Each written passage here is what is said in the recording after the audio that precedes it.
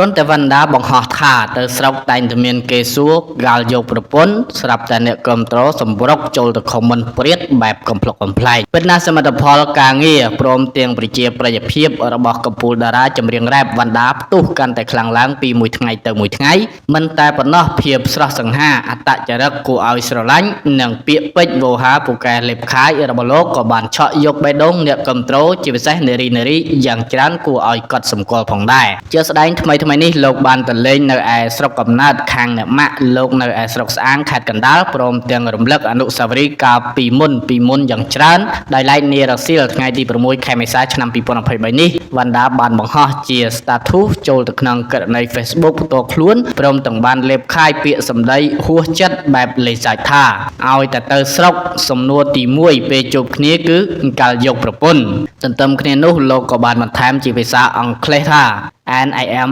like them here we go again ដែលលោកចង់មានន័យថាហើយទៀតហើយយ៉ាងណាមិញគ្រាន់តែការលេងពាក្យសម្ដីពីវណ្ណដាតែប៉ុណ្ណោះរួចមកគេសង្កេតឃើញមានអ្នកគ្រប់គ្រងជាច្រើនខ្នាញ់នឹងពាក្យពេចន៍ចាក់ទឹកមិនលិចរបស់វណ្ណដាព្រាតហើយថែមទាំងបានចូលទៅបញ្ចេញមតិប្លែកភ្លុកទឹកភ្លុកដីផងដែរ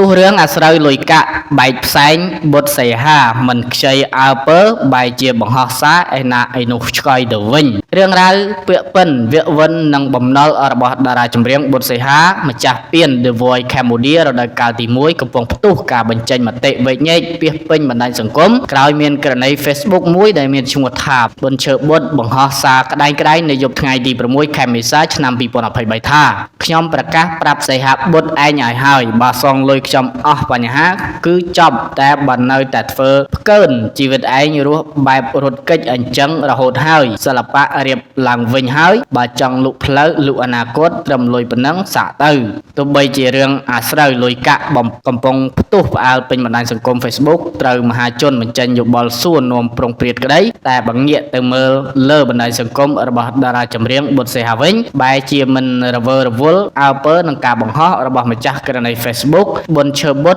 ឡើយហើយបែរចិត្តទៅបង្ហោះសារពាក្យពន់នឹងបទចម្រៀងថ្មីរបស់លោកទៅវិញតួយ៉ាងនៅយប់ថ្ងៃទី6ខែមេសាឆ្នាំ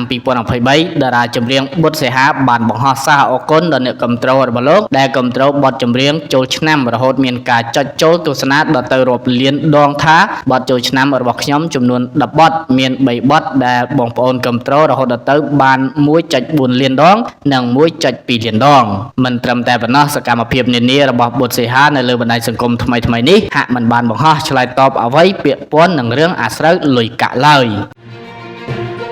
ស្វីតពេកអ្នកគ្រប់គ្រងអៀនចំនួនខែមនឹងគូដណ្ដឹងច្រៀងរាំក្រឡេងលើឆាកមួយចាស់ដៃថ្មីនេះផលិតកម្ម Galaxy នវត្រាបានធ្វើកម្មវិធីជប់ជុំជាមួយនឹងបុគ្គលិកព្រមទាំងសិល្បករសិល្បករនីដើម្បីអបអរឱកាសបន់ចូលឆ្នាំប្រពៃណីជាតិខ្មែរខាងមុខយ៉ាងកក្រឹកកក្រែងពោះពេញទៅដោយភាពសប្បាយរីករាយយ៉ាងណាមិញបើគិតចាប់តាំងពីខែកក្កដាឆ្នាំ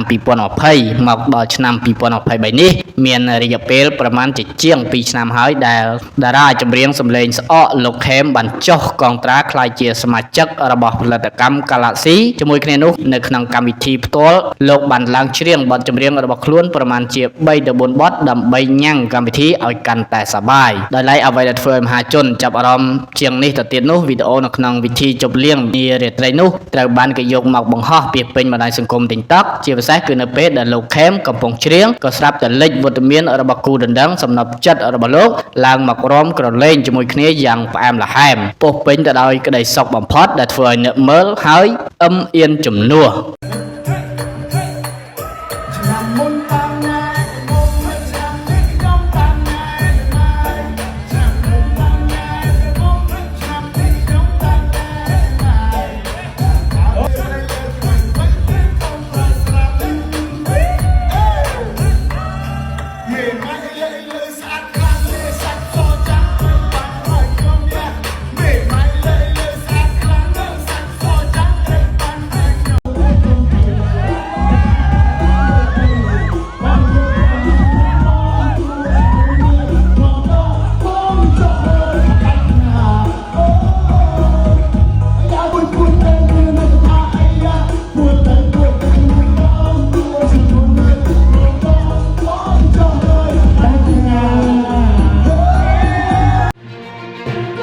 ទំពាំងស្នងរស័យពិតៗសិស្សវិទ្យាល័យពោធិ៍ចិនតង់នាំគ្នារួម Madison ស្រស់គ្នាល្អណាស់ត្រៀមស្វាគមន៍ឆ្នាំថ្មីនេះចិត្តដល់ពិធីចូលឆ្នាំថ្មីប្រពៃណីជាតិខ្មែរគេសង្កេតឃើញនៅតាមសាលារៀនមួយចំនួនសិស្សានុសិស្សបាននាំគ្នាលេងល្បែងប្រជាប្រិយរបស់ខ្មែរយើងរួមមានល្បែងលាក់កន្សែងបោះអង្គញ់ចោលឈូងទាញព្រាត់ស្ដាច់ចង់និងល្បែងជាច្រើនដើម្បីកម្សាន្តនៅក្នុងឱកាសពិធីបុណ្យចូលឆ្នាំថ្មី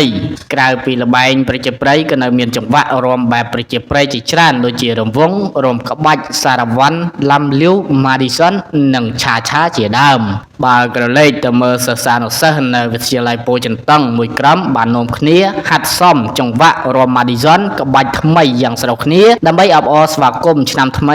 2023ដែលកំពុងទទួលបានការលើកសរសើរពីបណ្ដាអ្នកប្រើប្រាស់បណ្ដាញសង្គម TikTok ថារាំសមស្រស់